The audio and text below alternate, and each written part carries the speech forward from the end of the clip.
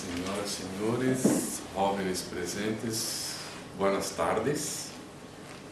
Em el mismo sentido de la oración expresada, pedimos a los benefactores espirituales que nos auxiliem também no entendimento del tema que vamos abordar, el bien y el mal, que es lo que nos ha sido asignado para esta tarde de hoy. Este tema, ele viene acompanhando a história da humanidade desde sempre. Desde que nós nos conhecemos por pessoas, por gente, que constituímos grupos, a problemática do bem e do mal está presente em las relações nossas, incluso com nossas relações com a natureza, com as coisas que não conhecemos. E em tempos mais primitivos, nós fomos muitas vezes envolvidos por la superstição, porque não compreendíamos as coisas que nos cercavam e temíamos o desconhecido.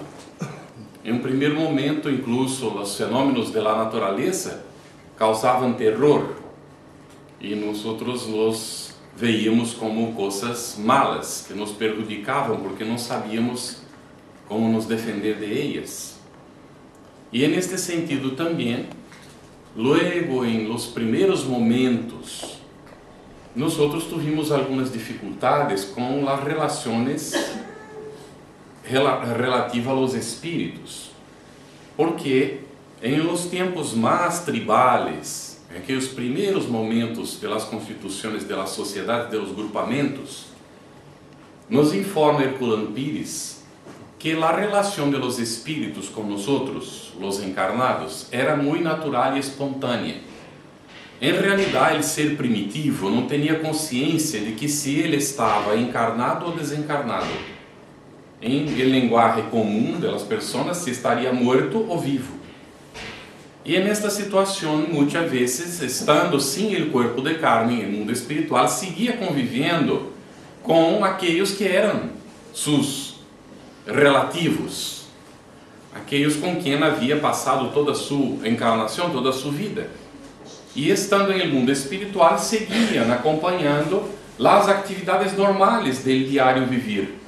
E desta forma, algumas vezes eram percebidos por los que seguiam aqui, encarnados, os chamados vivos. E estes se espantavam por ver os que já estavam mortos e temiam. E de aí começou a nascer o culto a los ancestrales, e também porque veíam seres distintos, que não eram propriamente familiares ou conhecidos, começou a questão da adoração a los chamados dioses. E como esta relação era muito frequente, chegava a ser íntima em certas situações, com a evolução, estes seres passaram a se constituir dioses de coisas específicas. O Deus de la plantação, o Deus del hogar, o Deus del raio, o Deus del sol, o Deus e assim sucessivamente ao longo do tempo.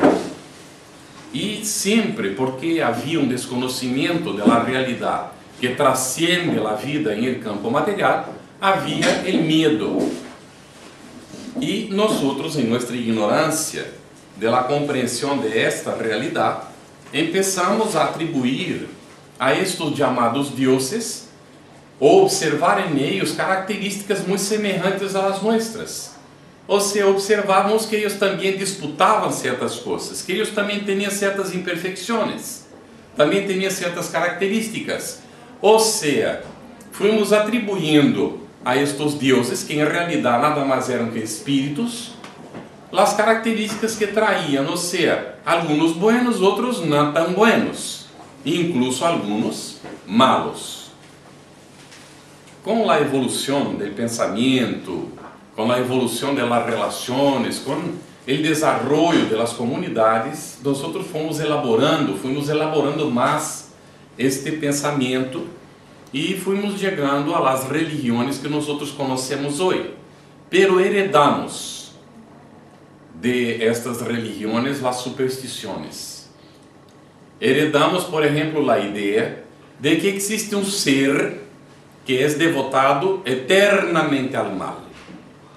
E este ser, que seria o governador de uma região chamada Los Infiernos, ou el Infierno, ele teria um poder tão grande que é capacitado a disputar com Deus, nosso Padre, as almas de los seres, los hijos de Deus.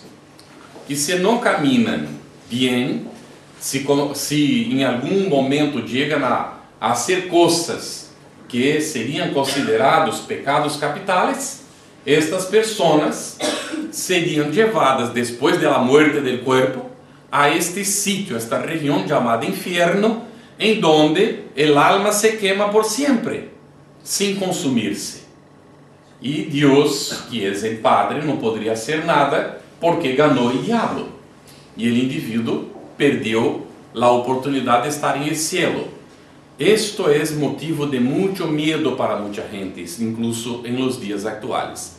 Pero também é motivo de muita incredulidade, porque as pessoas começam a examinar esta situação e quando começam a pensar que nós, como seres humanos, mamás e papás, queremos o melhor para nossos filhos, que nós perdonamos a nossos filhos, que nós normalmente seguimos auxiliando a nossos filhos, independente de lo que hagam, porque les amamos e les queremos.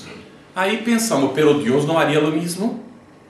Como pode ser que Deus deje outros hermanos nossos, ou a nós mesmos, porque hemos cometido alguma equivocação em algum momento, não ha dado tempo de reparar, ou porque de alguma suerte não hemos tenido o conhecimento de como reparar isso, vamos então estar eternamente, e bem largo el eternamente, em uma situação de dolor e sofrimento, sem opção de recuperação. Hoje dia, somos invitados a examinar esta questão com um pouco mais de profundidade à luz da razão, sem desmerecer as crenças que a gente normalmente adopta, incluso porque nós mesmos venimos de alguma maneira, se não nesta encarnação, em outras encarnações, de este tipo de aprendizagem, de conhecimento, de vivência, não podemos criticar, não temos este direito. Necessitamos compreender a situação que vivem nossos semelhantes e que vivimos nós mesmos, porque não estamos muito lejos deste tipo de crença. Alguns de nós las adotamos incluso aún hoje. Assim que devemos de ter respeito, compreender a situação, pero temos também o direito de buscar compreender melhor esta situação, porque chegamos a um absurdo na atualidade, em algumas filosofias de vida, de pensar que nós, ao morirmos, vamos para uma espécie de sonho, nos dormimos, hasta um dia que é chamado o dia do juízo final, que nadie sabe quando é isto. Pero o dia que chega este dia, que será o dia do juízo final, vamos ser despertados em los mismos cuerpos que temos hoje. Não se consiga explicar como, porque já foram podridos, consumidos, reabsorvidos, reaprovechados, pero vamos a ter os mesmos cuerpos. E aí, ao despertar, Deus nos vai mirar. E é uma decisão arbitrária de Deus. Ele vai mirar e vai dizer, tu al infierno, porque, já sabes, não há que explicar nada. Tu al cielo, porque tu cara me gusta, então vamos. Ou não existe nada de mal, e Deus estaria decidindo nossa situação desta maneira em el dia del juízo. Pero aí há um problemita, porque hemos dicho, os papás e as mamás amamos a nossos hijos normalmente. Há exceções, pero lo normal é amar e querer bem. Aí papai e mamá vão para el cielo e el hijo, porque foi malo, al infierno. Como quedará papai e mamãe em el cielo? Como vai poder ser feliz se sabe que el hijo está em el infierno? Como vai poder viver? Pero Deus é tão bueno, que vai ser papai e mamá olvidar-se que tuvo um hijo algum dia, para poder papai e mamá serem felizes. Quase? Não. Podemos aceptar uma coisa como esta, como lógica e racional? Aí vem então o Espiritismo a aclarar-nos que nós cargamos com nossas superstições, que são criações nossas, que não têm nada a ver com a enseñança de Jesus, com a enseñança de los múltiplos reveladores que hemos tenido a lo largo del tiempo. Lo que tenemos muitas vezes são crenças personales e crenças de alguns grupos que foram passadas de geração a geração e que nós absorvimos sem pensar, sem considerar. Porque se começamos a pensar, a coisa já não cuaja, não podemos aceitar. Muitas vezes hacemos seminários e como venimos de uma família católica, minha mamã era hija de Maria, ela auxiliava a preparar as procissões, não, a vestir a Virgem, que era uma estátua naturalmente, não? E preparar todo aquilo e tal, e mientras éramos pequenos nos levava à igreja. Nós hemos visto todo aquilo, hemos aprendido aqueles rituais que nós hemos dito que respeitamos, aunque compreendamos que estes rituais han sido heredados do paganismo, porque foi uma forma de conformar a religião que aquele entonces estava começando a ser chamada de cristianismo, porque hasta entonces não, o nome de cristianismo estava reservado para aquelas pessoas que se reuniam espontaneamente. Não tinha propriamente igreja constituída, porque a igreja era a reunião das pessoas. Depois, com o tempo, fuimos atribuindo o nome de igreja ao templo e não mais à reunião das pessoas. Ou seja, a igreja existia só quando haviam as pessoas. Depois, a igreja existia independente das pessoas. Nós hicimos isto aí no passado. Hoje chamamos igreja e templo, aunque não haya nadie. Pero se há um templo e não há nadie, qual é a função do templo? Diz Emmanuel que algum dia serão todas escolas para ensinar a gente a realidade da vida espiritual. Por agora, muitas vezes templos vazios, e nós outros espiritistas a vezes não temos em onde reunirmos. Isto faz parte, não, da situação. Estamos em algum desprivilégio? Não de forma nenhuma, porque nós outros hemos compreendido com Jesus que não é necessário ir ao templo nem ao cerro para adorar a Deus, porque não adoramos em espírito e verdade adentro de nosso coração, verdade? Bueno, então, hemos visto este ritual que foi absorvido na Sagrada Missa, esta coisa toda, que é um ritual absorvido do paganismo, de aquele entonces. ¿Por quê? Porque a gente não estava resistindo ao chamado cristianismo nasciente, e era uma forma de atrair as pessoas, traê-las para dentro da igreja. Esta é a história como ele ocorreu, sem ânimo de crítica nem de observação negativa. E ao largo do tempo, nós nos acostumbramos a ver então essa disputa do bem e do mal, e a temer o mal como uma coisa terrível, e que o mal então deveria de ser evitado de todas as maneiras. Pero que é o mal? O mal está personificado em uma figura externa chamada el Satanás ou el Diablo, e devemos de estar muito atentos para não deixar que ele haga um contrato que não sabemos como é e compre nossa alma, porque quando moramos, quando muere o corpo, nós não vamos para o inferno. E esta seria a forma de segurarnos para que não cometéramos pecados. E eu pergunto hoje, isto segurar-te? Muito dificilmente. A pessoa empieza a razonar e vê que não há lógica nisto, e aí nós vamos aos textos sagrados ou aos textos primitivos, aqueles que foram escritos em seu princípio, e vamos ver que Jesus se comunicava com aproximadamente entre 500 e 800 vocábulos. Sabeis quantos são utilizados em espanhol hoje? Aproximadamente 5.000. E eles utilizavam de 500 a 800.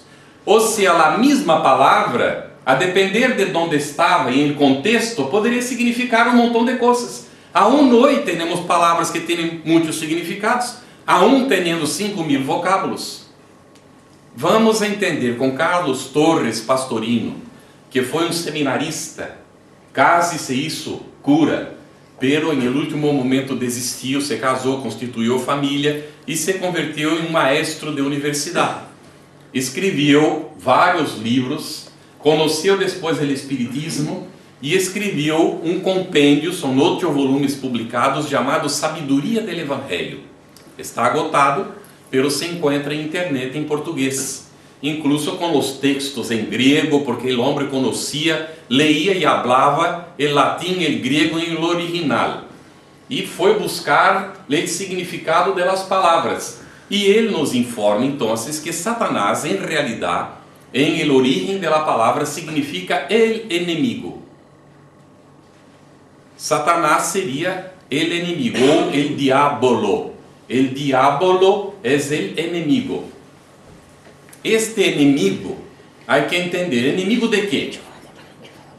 Se vamos examinar nossa evolução espiritual, vamos ver que nós estamos em el cuerpo de carne, em el processo de la reencarnação, pero que somos espíritos eternos. O Espiritismo nos ensina aquilo que Jesus ensinou em el princípio. Hemos existido antes de la constitución de este cuerpo y vamos a seguir existiendo después de la muerte de este cuerpo. Así que el espíritu es la esencia. Esta es lo que vivía antes y va a seguir viviendo después. Pero el espiritismo nos dice que podríamos considerar, y Allan Kardec examina la cuestión, 4 alternativas aquí. Cuando nos morimos, poderemos ir para la nada, como algunos pensavam ou pensam, não, como se não existira nada. Ou seja, se é assim, para que preocupar-nos com o mal e o bem? Isto não interessa, porque se vai acabar todo. Mira o que seria a sociedade se toda a gente creyese que não há lá nada. Ou seja, que vai terminar todo depois da morte do corpo físico. Não faz sentido. ¿Por que existiríamos então? Aí vamos estar na situação de Descartes, não? Que se deparou com esta sociedade nihilista, a filosofia afirmando que nada existia, incluso as coisas eram toda imaginação, incluso nós mesmos não existíamos. E ele começou a examinar o assunto e foi ver que efetivamente ele não podia provar que as coisas existem dentro deste pensamento filosófico, não? Pero ele poderia considerar o seguinte: depois de eliminar todo o que pudiera eliminar, ele percebeu que seguia pensando. Por lo tanto, ha dicho: se penso, logo existo. E se eu penso, eu sou referência. Assim que pode ser que não exista nada, pero se eu tenho a percepção da coisa é real. Assim que, para mim, a coisa existe, verdade? Aí, então, vamos a este sentimento de que la nada é uma criação de nossa imaginação enferma, porque de hecho não há como provar. Dice assim para nós: pruebe que o espírito sigue existindo depois. Aí há muitas pruebas, não? Os espíritos se comunicam, movem os objetos, provocam ruídos, escrevem, hablam, dão comunicação, e há quem diga assim: nenhum espírito volviu jamais para dizer nada. Se queremos ser cegos, podemos seguir sendo, pero o hecho é que estas coisas todas vinham ocorrendo. E eu dudo muito que se perguntar aqui, hubiera uma família, porque pode não haver ocorrido com pero dentro da família, se vamos recordar, algo habrá passado que está relacionado com coisas que nós hemos sabido explicar em algum momento. Uma manifestação de um pariente, de repente um ruído dentro da casa que se repetiu, coisas, objetos que se moveram. Sempre temos algo relacionado com isto. E isto não deixa de ser, pode não ser uma prova científica, pero não deixa de ser uma evidência. Pero aí temos os trabalhos de científicos sérios a largo do tempo, principalmente depois de Allan Kardec, com Allan Kardec e depois dele, que han hecho experiências em laboratório. William Crookes é um deles, que ha confirmado que havia a materialização de um espírito chamado Kate King, por la mediunidade de Florence Cook. Ele hizo todas as experiências que quiso com o espírito, hizo exigências, um montão de coisas, e apresentou um relatório científico dizendo que não podia negar o fenômeno, porque o fenômeno havia ocorrido com ele. Pero a gente aceptou não. Isto é uma questão individual, conforme propõe Allan Kardec.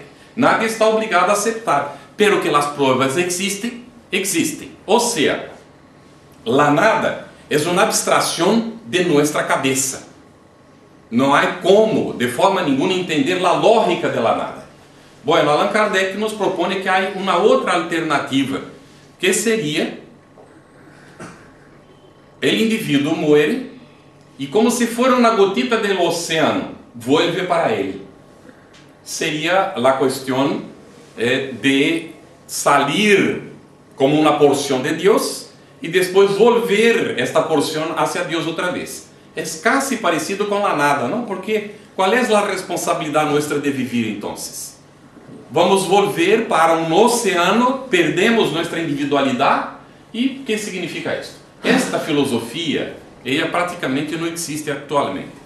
A outra alternativa que já venimos examinando é: o espírito sobrevive, muere o corpo e o espírito sobrevive. Pero o que ocorre com ele? Ele vai ter seu destino traçado, já definido. Ou vai aparecer para o inferno, ou duerme e quando desperta vai aparecer para o inferno. Pero como há aqueles que não han cometido pecados assim muito graves, não pode ser que vá para onde? O purgatório, verdade? O purgatório. Estaria em purgatório e se alguém reza por estas pessoas, pode ser que salgam de aí. Depende aí de nós outros, não? Para que aquela pessoa salga de aí. Teremos que pagar para que se ore e tal, e aí a pessoa pode sair. Pero e os niños que não foram sequer bautizados? Vão para o limbo. Ou seja, uma situação indefinida. Nadie sabe explicar bem o que é este limbo. Esta seria a outra situação. E teríamos uma quarta alternativa. O corpo muere, o espírito supervive, pero não tem o destino traçado. Seria mais ou menos isto aqui. Muere o corpo e o indivíduo sigue do outro lado igualito como era. Se era bueno, bueno. Se não era bueno, sigue mal. Então, nadie al morir-se se convierte em santo. Cuidado, porque temos um hábito, não? Se murió, primeiro vemos todos os defeitos, pero como está muerto, automaticamente vamos olvidando as imperfeições e de repente a pessoa já é uma santa, não? A pessoa sigue igual, com oportunidade de seguir progressando. Esta é a proposta que hace o Espiritismo. Ou seja, a pessoa não está sujeta ao mal. Ela está com a oportunidade de seguir desarrollando-se em el mundo espiritual, vai encontrar os seres que amou, os seres queridos. Pero se não viveu bem, então vai encontrar os seres que afinam com ele. E vai então sofrer, pero não eternamente. É a diferença. Porque ao momento em que se arrepende, no momento em que deseja receber auxílio, em que ora, pede perdão, busca o caminho da reparação de suas equivocações, qual é o padre que não vai dar a oportunidade para ele hijo? Eu pergunto. Então, Deus brinda a pessoa, al ser, al espírito desencarnado, a oportunidade de reparar os enganos que ha hecho. E aí vai ser socorrido, a depender de sua situação. Há hospitais, a gente pensa, este mundo espiritual deve ser assim tudo muito vago, não tudo nada de vago. É muito bem definido. Há hospitais, escolas, sítios em donde a gente se abriga, há donde trabalhar, e Jesus dijo, o Padre trabalha 1 hora e eu também. Todo o que estamos falando tem apoio no Evangelho de Jesus. E aí, os indivíduos vão para os sítios com os quais se afinam. Pero todos progressaremos, mais tarde ou mais temprano. Querem outra vez a prova de Jesus? De las ovejas que mi Padre me confiou, nenhuma de ellas se perderá. Como podemos crer que vivimos 80 anos y desencarnamos cometendo equivocaciones, perjudicando al semejante, e aí não seria perdido o indivíduo. Pero Jesus prometeu que não seria perdido. Como não vai perder-se? Porque vai ter outra oportunidade. Porque se vai recuperar. Porque o dia em que o indivíduo busque em sua consciência os elementos necessários para impulsar-lhe para o progresso, este indivíduo terá a oportunidade de progressar. Esta é a grande diferença que nós vamos encontrar dentro da filosofia espiritista. É uma explicação que nos consuela, que nos aclara, que nos diz de nossa realidade. Pero algumas pessoas diriam assim: então, se é desta forma, ¿por que me vou esforçar agora? Puedo deixar para amanhã, já que vou ter outras encarnações. ¿Por que tenho que agora estar preocupado, não? Aunque não haga el mal. Conhecemos uma pessoa que dizia desta forma: eu não he perjudicado nadie nunca. Não he hecho nenhum mal para nadie nunca. E aí cabe a pergunta: pero existe algum bem? Porque a ausência de bem já é o mal em si mesmo. ¿Está bem? Porque estamos criados por Deus para ser seres cooperadores dentro do processo. Nós convivimos uns com outros para auxiliar-nos, não para receber. Por isso Jesus dijo: eu vine para servir, não para ser servido. É tão difícil compreender isso. Gandhi, não sei se han visto a película, há momento em que ele está com vários representantes, Índia já estava para ser liderada, e aí aparecem os líderes, não?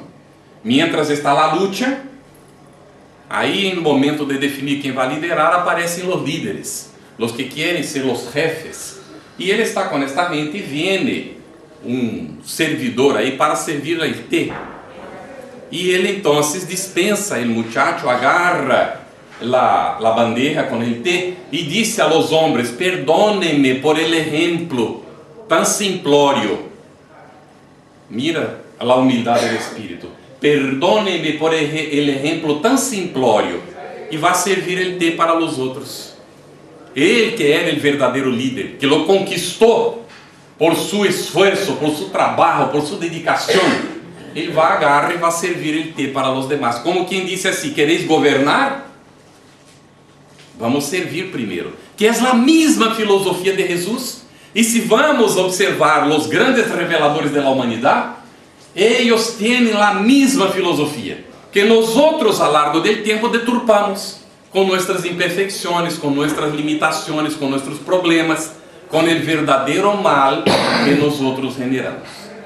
Com esta visão, nós podemos agora perguntar, antes de afirmar: inegavelmente o mal existe no mundo, porque nós le sofrimos as consequências. Não vou entrar aqui na teoria de que o mal não existe, porque ele existe, é visível. Nós sofrimos as consequências dele. Pero cabe perguntar: de onde se origina o mal? Dentro de nós. Ele já respondeu: de dentro de nós. Está muito bem, estamos em bom caminho. Vamos a entender como isto se genera dentro de nós então. Quem é o autor del mal? Se é generado dentro nuestro el mal, e el mal existe como nós estamos observando em nossa realidade, ele foi criado por alguém. Pero se nós le criamos e nós admitimos que o mal existe como atributo dentro do universo, então temos que necessariamente pensar assim: Deus nos criou, por lo tanto indiretamente Deus criou o mal. Dá para aceitar isto? Não dá, porque temos intuitivamente esta ideia clara de que Deus só hace el bem, não hace el mal. Pero como vamos a entender isto então? Vamos procurar profundizar. Para buscar uma resposta, nós vamos necessitar consultar uma obra que é de Allan Kardec, que é normalmente do conhecimento dos espiritistas, que se chama El Libro de los Espíritos. Vamos recorrer a algumas perguntas. Em la pergunta 629, nós vamos encontrar uma definição de moral, ¿Qué es la moral? Necesitamos esto para poder entender el origen del mal, ¿ok? Dice así: regla de bien proceder, esto es, de distinguir el bien del mal. Opa, la moral es una facultad o una capacidad de distinguir el bien del mal. En la pregunta 630 viene la pregunta: pero ¿cómo distinguir el bien del mal? ¿Cómo hacer una cosa de estas? Ahí los espíritus van a decir: el bien está conforme con la ley de Dios. El mal es todo aquello que se aleja de la ley de Dios. Vamos teniendo referencias, ¿no? Vamos teniendo estas referencias que son fundamentales para comprender. En la 631, ¿cuáles son los medios para distinguir el bien del mal? ¿Qué es lo que la persona puede utilizar para hacer esto? Y los espíritus dicen: la inteligencia. La inteligencia es esta facultad que nos da la condición de examinar las cosas, de medir, de comparar, de sacar conclusiones. Y así nosotros podemos aliar la capacidad intelectiva con la moral, que es la facultad de distinguir el bien del mal, y saber identificar qué es efectivamente el bien y qué es el mal. Ya sabemos que el bien está conforme con la ley de Dios y que el mal es a todo lo que se aleja de la ley de Dios. Pero ¿cómo vamos a saber qué es la ley de Dios? ¿Cómo vamos a saber? ¿De qué forma? Preguntando a la conciencia. Preguntando a la conciencia. Está en el libro de los espíritus la información de que la ley de Dios está inscrita en nuestra conciencia. La ley de Dios está inscrita en nuestra conciencia. Nosotros hacemos una imagen poética de esto diciendo que Dios firmó su obra. Como buen autor, Él firmó su obra. Y la firma de Dios es su ley en nuestra conciencia. O sea, todos nosotros somos creados por Dios. Somos creados simples e ignorantes. Es esto que vamos a examinar aquí adelante. ¿Cuál es este significado de sencillo e ignorante? Sencillo, lo más simple posible. Ignorante sin saber, sin conocer. Y nos es dado la posibilidad de vivir. Y al vivir, nosotros vamos a mantener en la existencia las relaciones naturales. Y vamos a empezar a ejercitar una cosa llamada la capacidad de decisión dentro de la vida, que es llamado el libre albedrío. Y el libre albedrío en su ejercicio nos va a llevar a una otra consecuencia, que es la responsabilidad por la decisión que hemos tomado. Pero también somos responsables por la decisión que no hemos tomado cuando deberíamos de tomarla. Así que somos responsables cuando actuamos y cuando deberíamos de actuar, pero no lo hacemos. De esta manera, el individuo va desarrollando en su libre albedrío la capacidad de responder por sus acciones. ¿Qué es lo que le guía desde el principio? La ley de Dios que está inscrita en su conciencia. Ella siempre está ahí. O sea, cuando el individuo decide hacer una cosa que no es buena, él sabe que no está haciendo una cosa buena. Siempre. No hay como hacer una cosa que perjudique sin que el individuo lo sepa, porque está en su conciencia. Es, por lo tanto, una decisión consciente la que el individuo está tomando dentro de su relatividad. Por esto los espíritus nos informan que el individuo en sus comienzos del proceso evolutivo, y aquí vamos ya a explicar de qué estamos hablando de esta sencillez, el individuo no es responsable por sus acciones, porque aún no ha desarrollado la conciencia de sí mismo y de aquello que él va a hacer o de lo que él hace. Actúa por instinto, para una cuestión de supervivencia. Bueno, aquí vamos a entrar en un tema que ni toda la gente comprende ni acepta, pero nadie está obligado a aceptar. Alguns dirão, pero isto vem del esoterismo. Eu já he visto algum esotérico comentando isso, eu também he visto. Pero antes de ver esotéricos comentando disto, eu lo havia entendido em El Libro de los Espíritos. La questão 540, Allan Kardec hace uma pergunta que parece não ter nada a ver com isto, pero los espíritos le van a responder que todos se encadenam na natureza. Todos se encadenam na natureza, desde el átomo hasta el arcángel, que empezó por ser átomo. Não é por estar em la condição de, por passar por este período, por esta farra, por esta experiência. Está dicho por ser. Em o original francês está assim. Ou seja, el arcángel, que seria a hierarquia mais evolucionada que podemos pensar, é um espírito puro. Este espírito puro começou por ser átomo. Pero quando os espíritos deram esta resposta a Allan Kardec, o átomo era o elemento indivisível da matéria. E os espíritos não podiam avançar conhecimentos que nós só poderíamos adquirir mais tarde. Eles estavam falando de energia quântica. Eles já estavam tratando disto que nós só íamos descobrir depois da fusão do átomo. Porque eles poderiam haver dito, em um linguagem talvez mais aproximado com nossa realidade hoje, que todos se encadenam na natureza, desde a energia primitiva original hasta el arcángel que começou por ser aquela energia, se é que aí aún é o começo, porque nós não sabemos. De hecho, que significa ser criado sencillo? Nós não temos elementos para saber. Há alguns indícios, alguns indicativos que estão sendo estudiados, alguns espíritos falaram sobre o tema, pero pode ser prematuro para sacar conclusões definitivas sobre o tema. De hecho, nós fomos criados sencillos e ignorantes, sem saber. À medida em que nós vamos exercitando nossas capacidades, vamos desenvolvendo nossa consciência e a lei está inscrita, nós vamos assumindo a responsabilidade por aquilo que nós hacemos. A partir de aí, respondemos. Hasta entonces, não havia como imputar esta responsabilidade. É hasta onde hemos chegado. Ou seja, o mal não existe em el período anterior para el ser. O mal vai aparecer depois, quando já há o exercício de livre-albedrío, a decisão, e o indivíduo toma a decisão que é equivocada, ou seja, que está fora ou em contra da lei divina que está inscrita em sua consciência. Aí aparece o mal.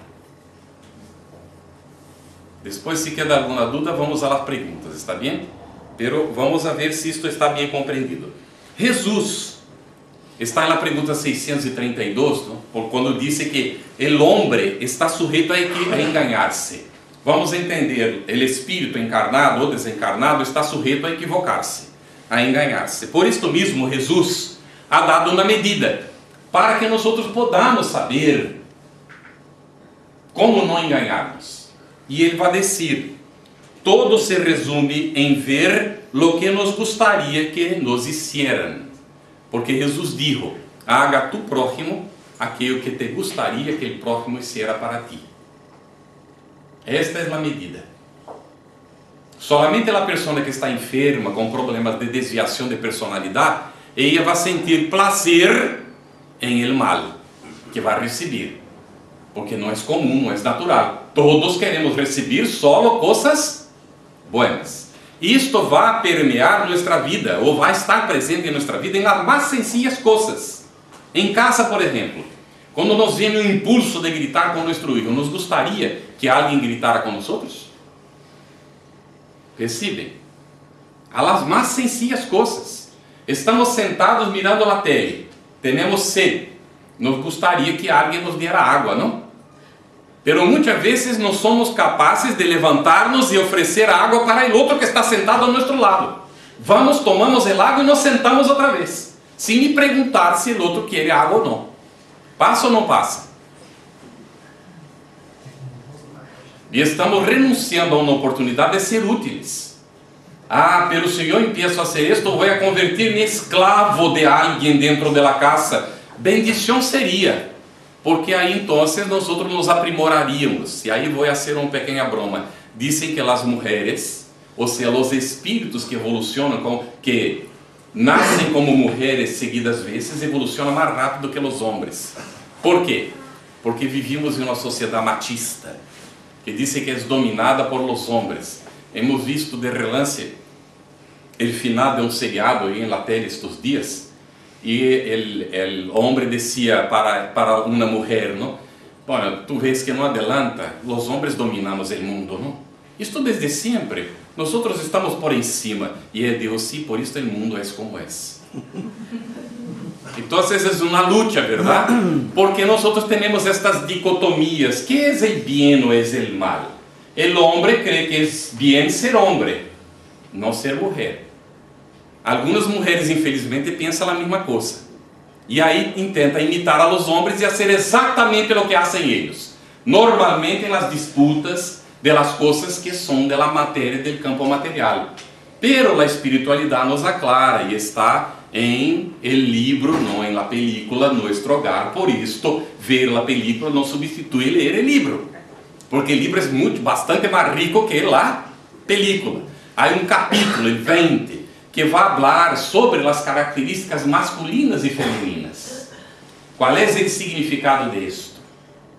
Y ahí algunos hombres se ponen con los pelos de punta cuando decimos así, los hombres también tienen características femeninas, pero la mujer también tiene características masculinas. Porque de hecho el espíritu no tiene sexo. El espíritu reencarna ahora hombre, ahora mujer, de acuerdo con sus necesidades. Y viene como hombre o mujer conforme tiene que pasar por ciertas experiencias, ejercitar ciertas cosas que una u otra condición le va a proporcionar. Así que va a llegar un día en el futuro en que todos nosotros seremos síntesis. O sea, no seremos ni hombre ni mujer, seremos espíritu liberados de esta condición transitoria que se es necesaria ahora porque necesitamos trabajar esto para tener la especie continuada, o sea, proporcionar las reencarnaciones y pasar por las experiencias que nos son necesarias para evolucionar. Así que no hay ni bien ni mal en tener una u otra condición. Hay oportunidad de bien. Esto sí, tanto en una condición como en otra. Y así sucesivamente en todo en la vida. Hacer al otro lo que nos gustaría que el otro hiciera por nosotros. Esta es la regla áurea, la oportunidad. Pero muchas veces, y esto está en la cuestión 633 del Libro de los Espíritus, nosotros nos perdemos dentro de la sociedad en donde vivimos por las cuestiones de superfluo. O sea, ya no sabemos exactamente lo que nos es necesario de tanto superfluo que nosotros tenemos. Alguien podrá mirar esto y decir, pero esto es superfluo. Esto es un tablet, tiene su coste, su valor, ¿verdad? Hay que pagar por él, porque ahí hay empresas, hay empleados, hay una investigación para hacer esto, y hay un montón de cosas que entran. Entonces, para algunos será inútil, para otros no será. ¿Qué es superfluo dentro de la sociedad hoy? Tenemos dificultad para saber. ¿Tener un coche es superfluo? No, un coche es medio de transporte, pero la familia tener dos es superfluo, depende de dónde vive. Depende de dónde está el cole para los hijos. Depende de dónde trabaja. Depende de tantas cosas. ¿Qué es superfluo? Nosotros sabemos. Así que cada uno tiene que ejercitar su medida para saber aquello que efectivamente es necesario o no. Porque todo lo que nos sobre es perjudicial a alguien. O sea, vamos a un ejemplo muy clásico y simple. Abrimos nuestro armario en casa, el placar, y ahí vemos ropas que no usamos el último año entero. ¿Estas ropas son útiles para nosotros? ¿Son necesarias o son superfluas? Tenemos que examinar esto. Bueno, va a depender también. Es una familia de diplomáticos. Ellos tienen ropas de frío, porque no saben para dónde serán enviados en el siguiente momento de la vida. Podrán necesitar aquella ropa de frío y están viviendo hoy en un país caluroso. Siquiera pueden donar los abrigos porque no va a haber quien los use ahí. Entonces van a tener que armazenar esto y conservar. não dá para juzgar. Cada uno tem que saber de si, não é assim? Porque uma pessoa que não sabe da realidade abre o armário do vecino e vai dizer, mira, este está lleno de roupa de frio e não usa. Não deveria de dar para alguém? Está juzgando. Quem tem que decidir isto é a própria família, as pessoas que têm a roupa que está guardando. Porque a nós não é dado o direito de juzgar o semejante. Isto é em contra da lei de Deus. E nós lo hacemos praticamente todos os dias. Quando nos entra por la tele o comentário do político que hizo aquello, do ator que não sei que abandonou a família, que tal, e aí montão de coisas que nós recebemos e que nos influenciam, e nós vamos comentando dentro da família, com as pessoas que conhecemos, em nosso trabalho, normalmente falando da vida ajena, coisas que nós não temos verdadeiro domínio sobre elas. Assim que isto nos perjudica. Isto não é necessário, é supérfluo comentar da vida ajena. Como é supérfluo a pessoa ter montão de roupa que não usa e que poderia donar, pero a decisão é de ella. Agora, a decisão é minha, se eu não quero escutar que hablem mal dos demais. Como é de cada um de nós. A pessoa habla e nós nos callamos. Escuchamos mientras não podemos sair da situação. Porque quando é possível podemos sair de ella, pedir desculpas. Ou então proponer outro tema. Porque é muito comum, já passamos por esta situação, está na rueda de pessoas falando. E de repente tem que cambiar de assunto imediatamente, porque o assunto está chegando. Aí chega o assunto. O assunto se integra. Imediatamente o assunto é outro que não está presente. Se dá a coincidência do assunto venir, já se vai cambiar de tema outra vez. Pero porque o assunto chegou. É horrível de vivenciar, pero infelizmente ocorre, não? Vamos a ver a responsabilidade que vamos a ter, por lo tanto, de acordo com o conhecimento que temos. En la pregunta 634, dice que el mal moral está en la naturaleza de las cosas. El mal moral en la naturaleza de las cosas. Nos deja un poco preocupados. ¿Por qué Dios no creó la humanidad mejor de lo que es? ¿No cabe la pregunta? ¿Por qué Dios no creó los hombres, las personas perfectas? Y esta situación estaría resuelta, estaríamos todos en el paraíso.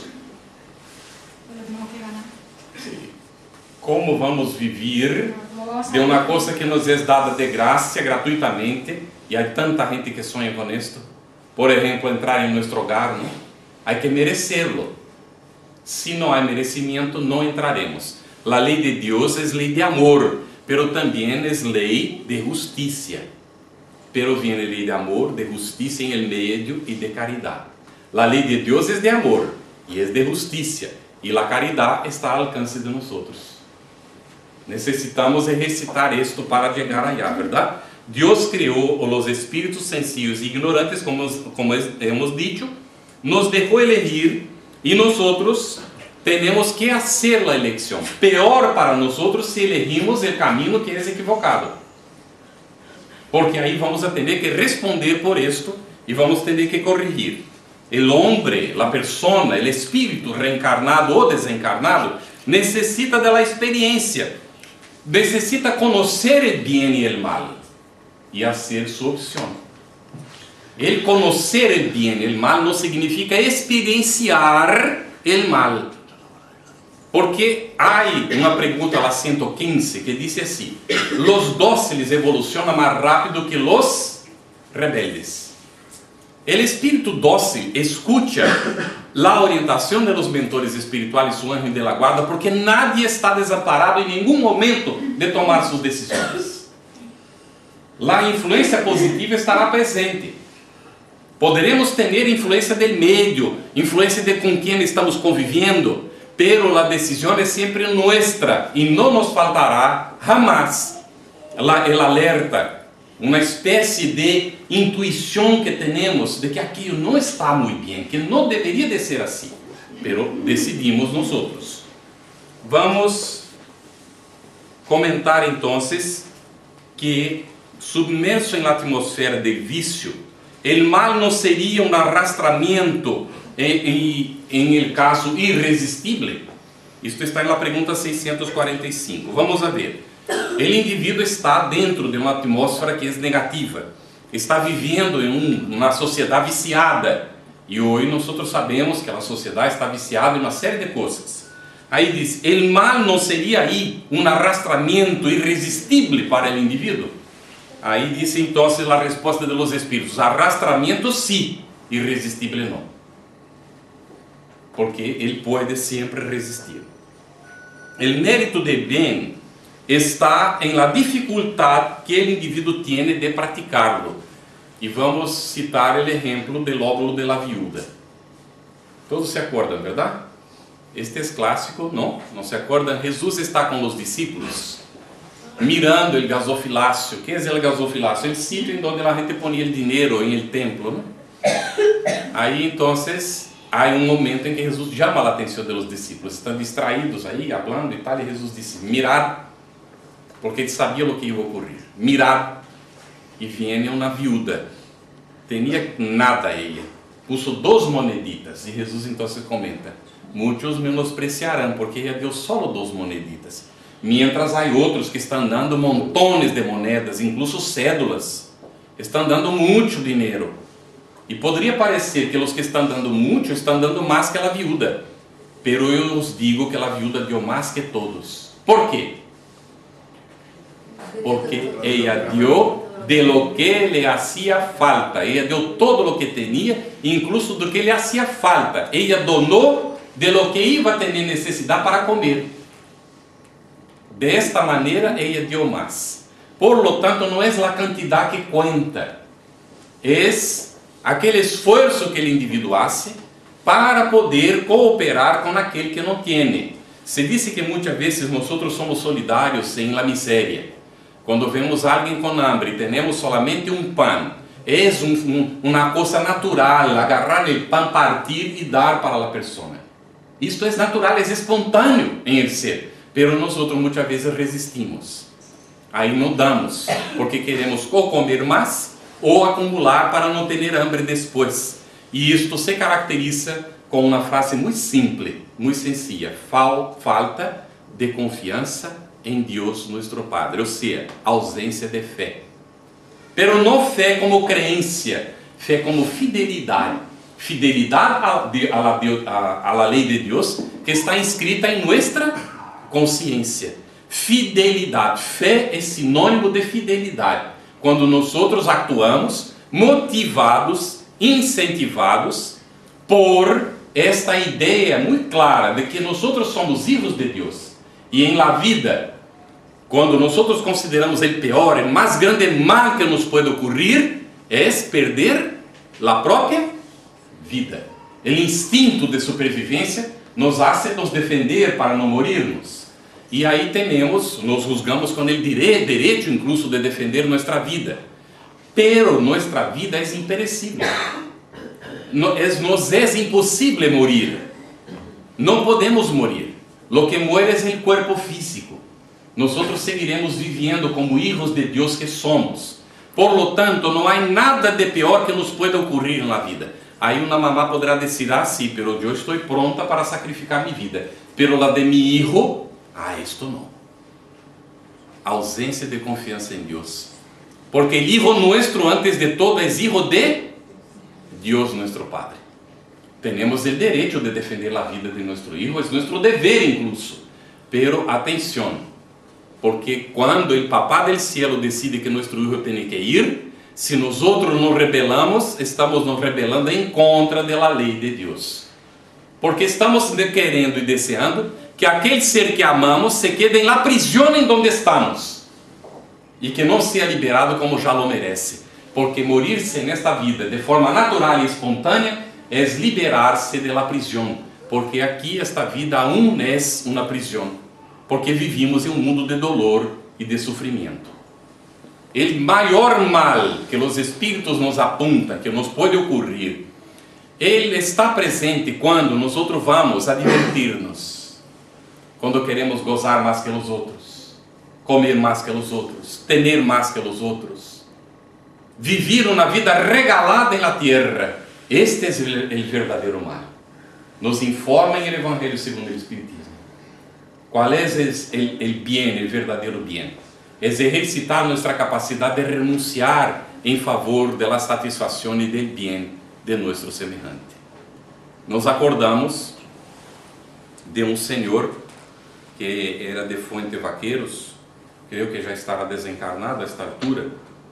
Ele liderava o grupo aí e eram os pastoreiros, não? Senhor Manolo.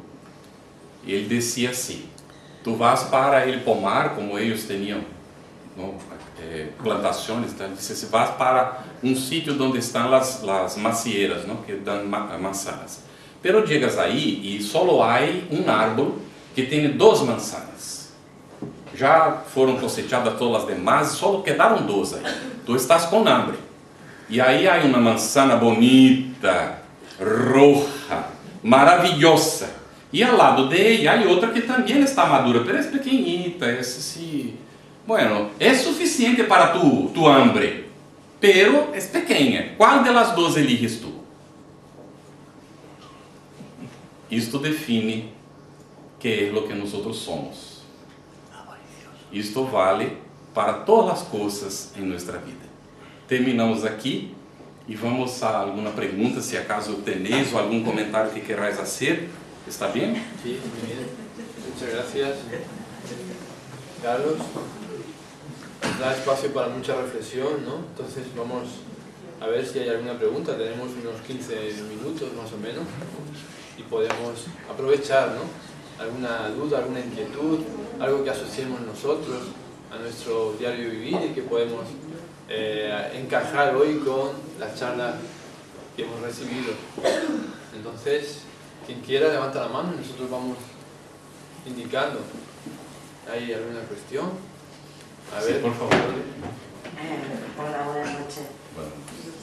Vamos a ver, cuando, según la doctrina espírita, venimos ya con nuestras pruebas y nuestras cosas, ¿no? Entonces, ¿cómo podría yo, por ejemplo, ayudarle a una persona que yo veo que se está equivocando o algo, así, se está equivocando aquí? No la puedo juzgar, no la debo de juzgar y no le debo de reprochar, pero a ver qué hago. Muy bien. Su pregunta tiene mucha cabida y es muy interesante la pregunta.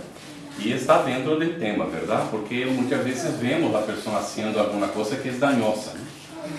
Y estos momentos nos hacen acordar del Evangelio según el Espiritismo. Está en el capítulo 10 del Evangelio. Hay 3 itens donde Allan Kardec hace essas perguntas a São Luís. E São Luís le responde. A primeira pergunta de Kardec é direito del hombre ver a imperfeição de la outra pessoa? E aí São Luís responde: depende da intenção. Se vamos ver o defeito del outro para corrigir a nós mesmos, para não ser igual, para saber que aquilo não é positivo e que nós podemos evitar de fazer aquele dano, então é positivo. Porque miramos, vemos o mal que o outro está fazendo e vamos já saber que não devemos de fazê-lo. Pero se observamos o mal que o outro faz e comentamos com os demais, aí está o problema. Isto hace dano, talvez maior do que o dano que a pessoa está fazendo com o mal que está provocando. Aí vem Allan Kardec e diz assim: pero bueno, está bem. Pero se o mal que a pessoa hace, este mal perjudica a outras pessoas, que hago eu? Depende. Somos responsáveis por el grupo que está sendo perjudicado por la persona? Se esta persona hace um dano que perjudica solamente a ella, então não temos nada para reparar. Salvo se somos amigos, é um familiar, alguém que amamos e nos dá a abertura para comentar. Se não nos dá, tampouco podemos dizer nada. Agora, o dano que está sendo só perjudica a ella, pero perjudica ao grupo. Se perjudica a los demás, cabe a los responsáveis adotar medidas para defender a maior parte, em defesa e proteção da maior parte. Dentro da família, vamos dar um exemplo. Um hijo está fora do caminho. Papai e mamá têm o dever e o direito de falar com ele, de orientar-lhe. Muito especialmente si ese individuo está perjudicando a los demás hermanos, desencaminando a los demás hermanos. Ahí el deber aumenta. Porque el papá y mamá, además del cariño por el hijo, de querer bien a él, también tiene la defensa de los otros hijos, por la influencia negativa. Hay que observar esto muy claramente, ¿no? En resumen, tenemos el derecho de ver las imperfecciones del otro, sí vamos a aprovechar para nosotros mismos, en silencio, sin comentar con nadie. Y si el mal que la persona hace perjudica solamente a ella, problema de la persona. Si somos amigos y tenemos como auxiliar, o somos familiares y podemos auxiliar, auxiliamos. Si no podemos hacer nada, oramos por la persona y dejamos que pase por su experiencia. Ahora, el daño que está haciendo ella, o el mal, perjudica a otras personas, y estas personas están en nuestro círculo, están bajo nuestra responsabilidad, debemos de actuar. Ejemplo, en un centro espírita. Las personas vienen en el centro espírita ¿para qué? Para escuchar y estudiar el espiritismo. Ahí se sienta atrás una persona y queda mirando todo. Cuando termina, se levanta y va viendo quién vino, que es nuevo. Y ahí va esta persona y dice así, mira, ¿estás viniendo aquí por primera vez? Por lo que veo, sí, es la primera vez. Mira, aquí está este grupo, estudia el espiritismo, pero yo conozco una otra filosofía, no sé si no querrías ir ahí. Hay una correlación muy grande con esto aquí, pero es más leve, y ahí tú puedes ir, ¿no? Y bueno, los dirigentes tienen derecho de hablar alguna cosa o tienen que quedar callados. Hay que llamar a esta persona aparte y decirle, mira, si sigues así te vamos a pedir que no entres más. Porque no es derecho tuyo entrar en nuestra institución, en el ambiente en que nosotros estamos enseñando el espiritismo o proporcionando a la gente de estudiar el espiritismo para llevar a esta gente para afuera. ¿Por qué? Porque los espíritus superiores, los mentores amigos, ángeles de la guarda, a veces trabajaron años para convencer a la persona a entrar en un centro espírita. Porque es su oportunidad de iluminación. Entra y está un desequilibrado y viene y le pone una cosa equivocada en la cabeza y los espíritus perdieron toda la oportunidad y nosotros, los responsables por el grupo, por ser caridosos, dejamos la cosa ocurrir. ¿Qué caridad es esta? Esto no es caridad, esto es cobardía. Hay que llamar al individuo y ponerlo en su sitio. Si quiere hacer propaganda de otra filosofía, vaya allá, a donde se practica la otra filosofía. Aquí nosotros estudiamos el espiritismo.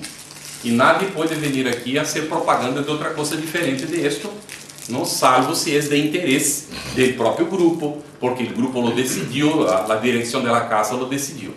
Ve cómo la cosa, podemos actuar y debemos, ¿no? A San Luis comenta con Allan Kardec, si no fuera derecho del hombre ver las imperfecciones del otro y actuar, entonces la sociedad se perdería. Porque aquellos que son malos y que perjudican a la sociedad tienen que ir a la prisión, alejadas de la sociedad, o ir a un proceso de reeducación, lo que es lo mejor. Al revés de ser simplemente alejado, y esto va a ocurrir en el futuro, ya empieza a ocurrir en algunas sociedades, el individuo es puesto en un curso para aprender la buena moral, para aprender a respetar el semejante, para adquirir una profesión, trabaja mientras está en la prisión, cuando sale de ahí tiene profesión, está reintegrado en la sociedad.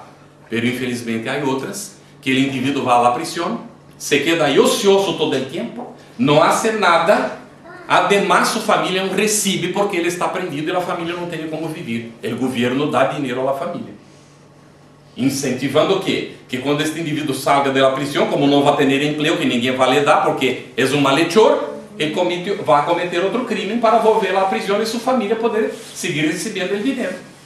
Eso no es así. Entonces hay que ver, nosotros como sociedad somos responsables por lo que hacemos. La familia es una sociedad, nuestra primera responsabilidad. La segunda responsabilidad nuestra es la escuela. Vamos, entregamos nuestros hijos y dejamos.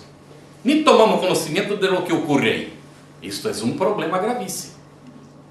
Porque es nuestra responsabilidad. El cole en donde estamos poniendo nuestros hijos y como padres tenemos derechos de que el cole cumpla, ¿no? Con la ley, que enseña aquello que debe ser la buena moral, las cosas que para formar un ciudadano, no solamente un profesional, sino un ciudadano útil dentro de la comunidad. pero las escuelas están sueltas, hacen lo que quieren. Es una responsabilidad nuestra como padres, como abuelos, acompañar esto también. Y así va el ambiente de trabajo. Estamos trabajando y hay una persona que hace chistes todo el tiempo, bromea todo el tiempo, habla palabras que no son buenas, y que podemos y debemos estar aguantando esto todo el tiempo. Tenemos el derecho de pedirle, mira, bromas tú puedes hacer, pero esto tiene su momento. Yo quiero trabajar y necesito concentrarme. Todo el tiempo haciendo chiste, echando bromas, mirando la internet y encontrando cosas para llamar la atención de la gente. ¿Y el trabajo? ¿Cómo queda?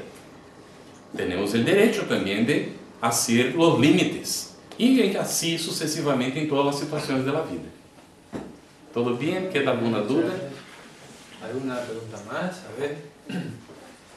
Dice Augusto, ¿no? Aprovechar el momento es una oportunidad, ¿no? Para resolver algunas inquietudes que nos llevamos siempre, ¿no? Encima. Es no apurarse, ¿no? No hay ninguna pregunta. Es que Carlito lo deja todo tan claro. Nosotros pediríamos... Yo tengo una pregunta para hacer, que yo dejé para el final. A final de cuentas, ¿Dios creó el mal o no?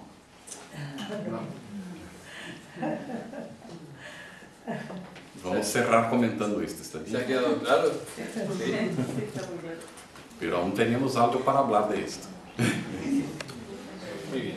¿Está bien? Vamos a cerrar entonces con este comentario final. ¿Qué ocurre? Un día estábamos dando una clase del estudio sistematizado de la doctrina espírita. Y hemos dicho, porque nos fue inspirado, que el mal no existe. Empezamos esta charla afirmando que el mal existe porque nosotros sentimos sus efectos, ¿verdad? Pero el Espíritu nos dijo claramente, el mal no existe dentro de la ley divina. En la ley divina no hay el mal.